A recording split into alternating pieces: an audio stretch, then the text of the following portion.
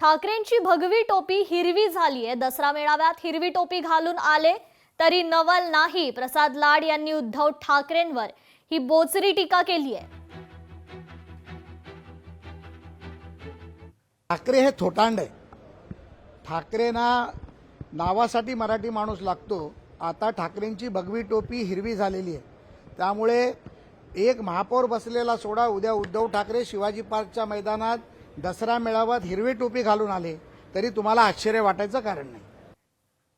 तर खानला महापौरपदी बसवण्याचं स्वप्न झाले भंग, म्हणूनच दिला का परभणीला हिरवा रंग, अशा शब्दात चित्रा वाघ यांनी उद्धव ठाकरेंवर टीका केली आहे। जेव्हा मराठी महापौर करायची संधी तुमच्याकडे होती तेव्हा तुम्हाला खान हवा। तुमचं खानाला मुंबईचं महापौर बनवण्याचं स्वप्न तुटलं, म्हणूनच त्या धक्क्यातून सावरायला की काय तुम्ही परभणीत मराठी माणूस नाही खानाला महापौरपदी बसवलं।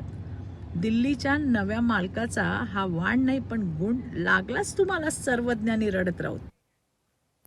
चंद्रपुरात ठाकरेंच्या नगरसेवकांना 1 कोटीची ऑफर देण्यात आली असा आरोप मनसे नेते संदीप देशपांडेंनी लगावलाय। देशपांडेंनी आरोप सिद्ध करावे अन्यथा राजीनामा द्यावा असं आव्हान आता ठाकरेंच्या शिवसेनेचे जिल्हा प्रमुख संदीप गिऱ्हेंनी दिलंय।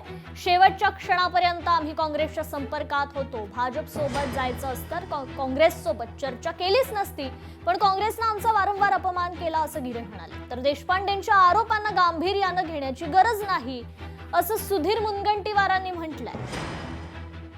तुम करे तो रासलीला, हम करे तो कॅरेक्टर ढिला, अशा प्रकारची वागणूक बरी नाही संजय राऊतांची। तुम्ही काँग्रेस बरोबर बसायला पाहिजे होता ना, जर तुम्ही महाविकास आघाडीचा भाग होता। तुम्ही भाजप बरोबर कसे गेले मग तिकडे?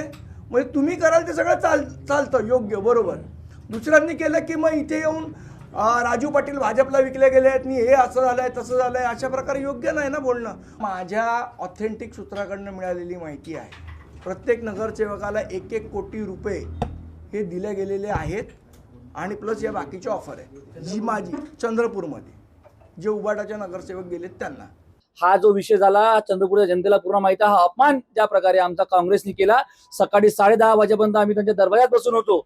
सकाळी 10:30 पर्यंत त्यांनी आम्हाला कुठेही शिवसैनिकाला जागा देणार नाही त्यांनी भूमिका ठेवली। त्याच्यामुळे अगर हा कोटी रुपयाचे ते बोलून राहिले, अगर तो विषय असता तर रस्त्यावर उभं राहून आम्ही ते सिग्नेचर केल्या नसत्या। जे स्टॅम्प पेपरवरती एखाद्या 5 स्टार हॉटेलमध्ये बसून आज युती झाली भाजपनं सेनाची, एखाद्या 5 स्टार हॉटेलमध्ये बसून ठरली असती, रस्त्यावर बसून ठरली नसती। देशपांडेंचा आरोप हा शिवसेना मनसेच्या भांडणाच्या संदर्भातला आरोप आहे।